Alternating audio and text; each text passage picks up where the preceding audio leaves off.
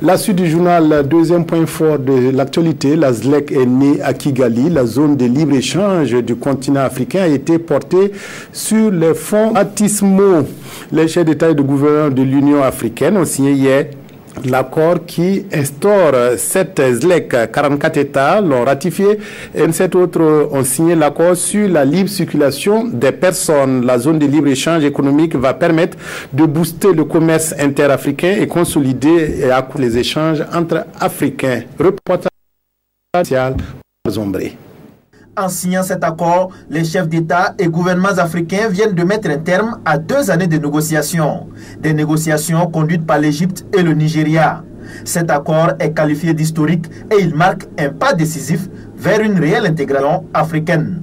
La zone de libre-échange continentale est aussi une source d'opportunités pour les acteurs du monde économique. À ce rendez-vous de Kigali, un autre accord tout aussi important que le premier a été signé. Il s'agit du protocole d'accord sur la libre circulation des personnes. Cet accord va permettre aux populations africaines, près d'1,5 milliard, de se mouvoir librement dans tous les États membres.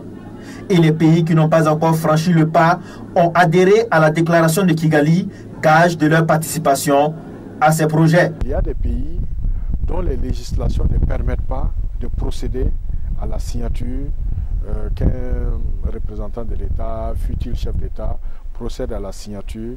Ça doit passer soit par le Parlement, soit par le Conseil des ministres qui doit approuver.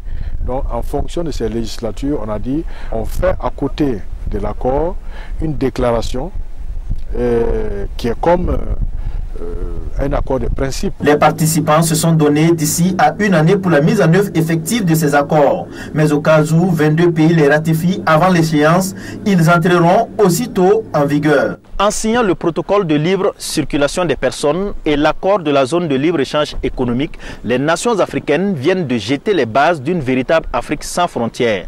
Mais pour que cela puisse se concrétiser, il faut que les États signataires puissent appliquer dans toute sa rigueur ces accords. Et ça, c'est une autre paire de manches.